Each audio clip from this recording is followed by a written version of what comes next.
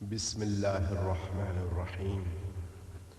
السلام علی الحسین وعلی علی ابن الحسین وعلی اولاد الحسین وعلی اصحاب الحسین.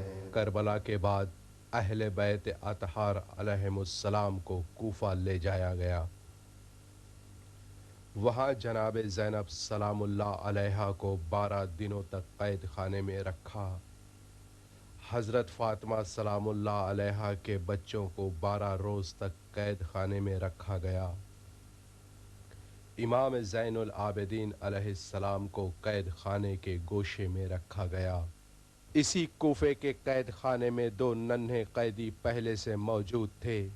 ہاں، آپ سمجھ گئے ہوں گے کیونکہ یہ 2 ننھے قیدی جناب مسلم ابن عقیل کے بچے ہیں جو اب یتیم ہو چکے ہیں.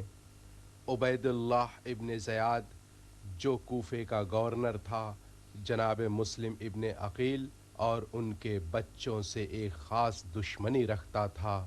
اسی لیے جب وقت آیا کہ اہل بیت علیہم السلام کو کوفے کے قید خانے سے شام کے دربار میں لے جایا جائے، تب ابن زیاد اپنے 2 سپاہی قید خانے کے دروازے پر تعینات کر دیے.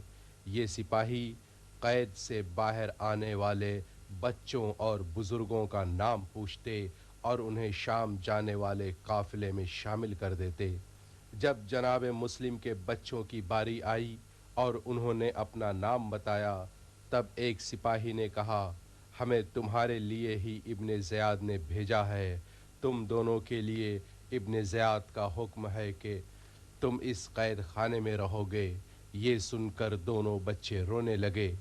امام زین العابدین علیہ السلام نے ان سپاہیوں سے بہت کہا کہ ان دونوں بچوں کو ان کے ساتھ شام یزید کے محل میں جانے کی اجازت دے دے، لیکن ان ظالموں پر امام علیہ السلام کی باتوں کا کوئی اثر نہ ہوا. امام علیہ السلام کے قافلے کو شام کی طرف روانہ کر دیا گیا اور ان دونوں بچوں کو دوبارہ قید خانے میں ڈال دیا گیا.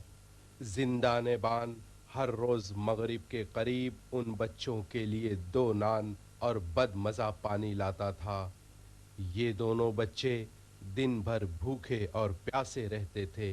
ایک دن بڑے بھائی محمد نے اپنے چھوٹے بھائی ابراہیم سے کہا، اے بھائی، ہمارا یہ کھانا مغرب کے نزدیک لا کر دیتا ہے اور ہم دن بھر بھوکے رہتے ہیں.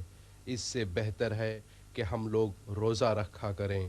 اہل بیت علیہم السلام کو شام لے جایا گیا اور کچھ عرصوں کے بعد جب انہیں شام کے قید خانے سے رہائی ملی تو امام زین العابدین علیہ السلام نے یزید سے یہ خواہش ظاہر کی کہ وہ عبید اللہ ابن زیاد کو حکم دے کہ وہ یتیمان مسلم بن عقیل کو رہا کر دے تاکہ امام علیہ السلام ان دونوں بچوں کو اپنے ساتھ مدینے لے جا سکیں، جہاں ان بچوں کی غم زدہ ماں اپنے بچوں کا انتظار کر رہی تھی. یزید نے عبید اللہ ابن زیاد کے نام ایک خط لکھوایا جس میں بچوں کی رہائی کا حکم تھا. جب کوفے میں عبید اللہ ابن زیاد کو یہ خط ملا تو اس نے اس حکم نامے کو ٹھکرا دیا اور مجبوراً اہل بیت علیہم السلام مدینے چلے گئے اور یہ بچے کوفے کے قید خانے میں ہی رہ گئے. 1 سال کا عرصہ گزر گیا. ایک روز بڑے بھائی نے اپنے چھوٹے بھائی ابراہیم سے کہا کہ آج جب زندان بان ہمیں کھانا اور پانی دینے آئے گا تب ہم اسے اپنی پہچان اور تعارف کرائیں گے، شاید ہماری آزادی کا کوئی راستہ نکل آئے. مغرب ہوتے ہی ضعیف زندان بان جس کا نام مشکور تھا آیا. دونوں بچے ہمت جٹانے لگے اور پھر محمد نے مشکور سے کہا، اے شیخ، ذرا نزدیک آنا، مجھے آپ سے کچھ سوال کرنے ہیں. زندان بان نے سختی سے جواب دیا، کیا بات ہے؟ مجھے فضول باتیں پسند نہیں. جلدی کھانا کھا لو، مجھے برتن واپس لے جانا ہے. بڑے بھائی نے کہا، اے شیخ، کیا آپ پیغمبر اسلام کو جانتے ہیں؟ شیخ نے جواب دیا، کیوں نہیں، میں مسلمان ہوں اور وہ تو ہمارے رسول اور سردار ہیں. پھر मोहम्मद ने दोबारा सवाल किया, क्या आप अली इब्न अबी तालिब अलैहिस्सलाम को पहचानते हैं? मशकूर ने कहा, हाँ हाँ, क्यों नहीं, वो हमारे इमाम और नबी के दामाद भी हैं। फिर मोहम्मद ने पूछा, क्या तुम इमाम हसन मुज्तबा अलैहिस्सलाम को पहचानते हो? जवाब दिया, हाँ, वो तो हमारे दूसरे इमाम हैं। फिर सवाल किया, क्या आप इमाम हुसैन अलैहिस्सलाम को पहचानते हैं? जिंदाने बान ने जब इमाम हुसैन अलैहिस्सलाम का नाम सुना तो रोने लगा और रोते रोते कहने लगा, हाँ, वो तो मेरे तीसरे इमाम हैं। खुदा लानत करे उन पर जिन्होंने आपको शहीद किया। एक मुद्दत से मैं इमाम हुसैन अलैहिस्सलाम की मजलूमी पर गिरियाज़ारी कर रहा हूँ। ये सुनकर दोनों बच्चे उसके साथ साथ रोने लगे। तब फिर से मोहम्मद ने सवाल किया कि फिर तो तुम जनाब मुस्लिम बिन अकील को भी जानते ही होगे। मशकूर चौंका और कहा कि ये तुम मुझसे ऐसे अजीब सवालात क्यों कर रहे हो? उस वक्त बच्चों ने कहा, हम जनाब मुस्लिम इब्न अकील के यतीम बच्चे हैं। ये सुनकर मशकूर रोने लगा और बच्चों को गले लगाकर कहने लगा कि यह बात तुमने मुझे पहले क्यों नहीं बताई कि तुम मेरे आका व मौला के घराने के हो। अब बोलो, तुम लोग क्या चाहते हो? इस कैद खाने के दरवाजे तुम्हारे लिए खुले हैं, चाहो तो तुम आज़ाद हो, और अगर यहाँ रहोगे तो मैं तुम्हारा गुलाम हूँ, जो हुक्म करोगे मैं करने के लिए तैयार हूँ। बच्चों ने बिलखते हुए कहा, अगर तुम इजाज़त दो तो हम अपनी माँ के पास मदीने चले जाएं। मशकूर ने कहा, मैं तुम्हें आज़ाद करता हूँ, लेकिन तुम अगर इस वक्त बाहर निकले तो यहाँ के लोग तुम्हें दोबारा कैद कर लेंगे, इसलिए रात का इंतज़ार करो। जब रात की तारीकी पूरी तरह छा जाएगी तो फिर मैं तुम दोनों को यहाँ से निकाल दूंगा। जब रात हुई तो जिंदान बान कैद खाने का दरवाज़ा खोल दिया। दोनों बच्चे छोटी छोटी गलियों से गुजरते हुए नहर फुरात के किनारे आ पहुँचे। बहुत थक चुके थे। एक खजूर के दरख्त के नीचे आराम करने की गर्ज से बैठ गए और बैठे ही बैठे सो गए। ये वो ज़माना था कि अहले कूफा की औरतें पानी भरने नहर फुरात पर आया करती थीं। इसी शहर कूफा में एक शख्स जिसका नाम हारिस था, जो इब्ने ज़ियाद का सिपाही था, रहा करता था। हारिस की कनीज़ फुरात के किनारे पानी भरने आई तो अचानक उसकी नज़र दो चांद से बच्चों पर पड़ी जो गिरिया कर रहे थे। उस कनीज़ ने उन प्यारे बच्चों से पूछा कि तुम कौन हो? बच्चों ने जवाब दिया कि हम यतीमान मुस्लिम इब्न अकील हैं। हारिस की बीवी शिया थी और इमाम हुसैन अलैहिस्सलाम वो जनाब मुस्लिम इब्न अकील पर अपनी जान देती थी। यह सोचकर कनीज ने उन दोनों बच्चों को अपने मालकिन के पास लाई और कहा, खानम, आज दो अजीज मेहमान लाई हूँ। ये बहुत अजीम शख्सियतें हैं और आप उन्हें देखकर बहुत खुश होंगी। हारिस की बीवी ने पूछा, जल्दी बताओ कौन हैं, उन्हें जल्दी अंदर ले आओ। कनीज ने कहा कि ये जनाब मुस्लिम इब्न अकील के बच्चे हमारे यहाँ मेहमान हैं। हारिस की बीवी ने बच्चों को देखा तो बहुत खुश हुई, उन्हें प्यार किया और कहने लगी कि बच्चों, मुझे अपनी माँ समझना। इसके बाद उस मोमिना ने उन बच्चों को खाना खिलाया और फिर एक कमरे में ले जाकर सुला दिया। आधी शब गुजर जाने पर हारिस आया और अपने घर का दरवाज़ा खटखटाने लगा। उसकी बीवी ने उठकर दरवाज़ा खोला और पूछा कि अब तक कहाँ थे? हारिस ने बड़े ताव में कहा, आज मैं बहुत थक गया हूँ। मेरे अमीर उबैदुल्लाह इब्न ज़ियाद ने खबर दी है कि एक बूढ़े जिंदान बान ने मुस्लिम इब्न अकील के बच्चों को आज़ाद कर दिया है और उसने कहा है कि जो उन बच्चों को ढूंढ कर लाएगा तो उसे 2500 दिरहम इनाम देगा।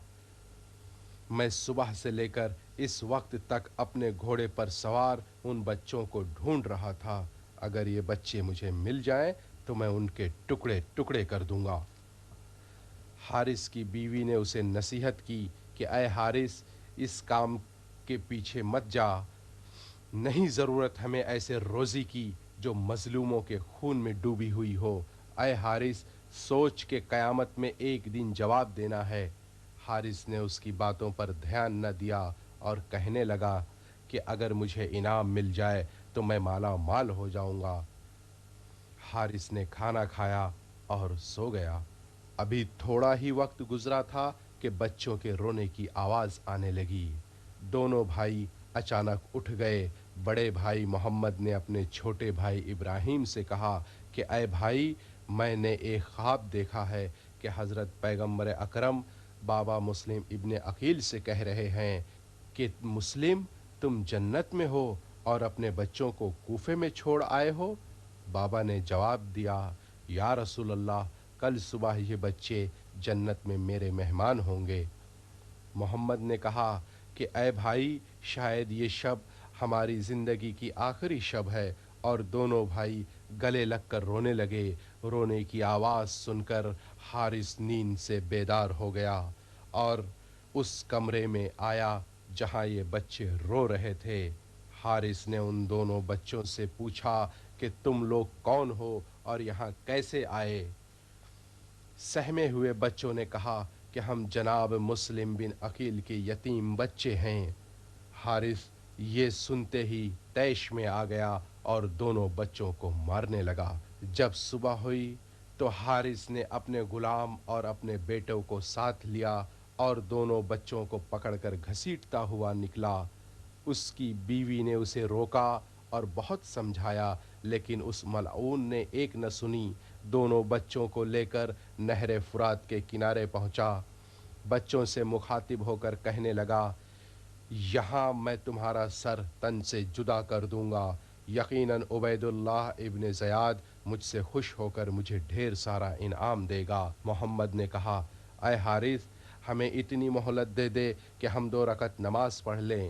دونوں بچوں نے نماز پڑھی اور اپنے ننھے ننھے ہاتھوں کو دعا کے لیے بلند کیا اور کہنے لگے، خدایا تو اس ظلم پر شاہد رہنا۔ نماز تمام ہوتے ہی حارث نے اپنی تلوار اپنے غلام کو دیتے ہوئے کہا کہ انہیں قتل کر دے۔ غلام نے تلوار کو حارث کی طرف اچھال دی اور خود فرات میں کود پڑا۔ پھر حارث نے اپنے بیٹے سے کہا کہ تم ان بچوں کو قتل کر دو، لیکن اس کے بیٹے نے ان بچوں کو قتل کرنے سے انکار کر دیا۔ جھنجھلا کر حارث بذات خود تلوار لے کر بچوں کی طرف بڑھا۔ جب وہ محمد کی طرف بڑھا تو چھوٹے بھائی نے کہا کہ میرے سامنے میرے بڑے بھائی کو قتل نہ کر۔ جب حارث ابراہیم کی طرف آیا تو محمد نے کہا کہ اے حارث، تم پہلے مجھے قتل کر دو۔ حارث نے غصے میں کہا کہ میں پہلے ابراہیم کو قتل کروں گا۔ یہ سن کر بڑے بھائی محمد نے اپنا سر حارث کے قدموں میں ڈال دیا اور کہنے لگا کہ مجھے پہلے قتل کر، کیونکہ مدینے سے چلتے وقت میری ماں نے میرے ہاتھوں میں ابراہیم کا ہاتھ دیتے ہوئے کہا تھا کہ اس کا خیال رکھنا۔ اس کے بعد اس ملعون نے دونوں بھائیوں کو بڑی بے دردی سے قتل کر دیا۔ انا للہ و انا الیہ راجعون۔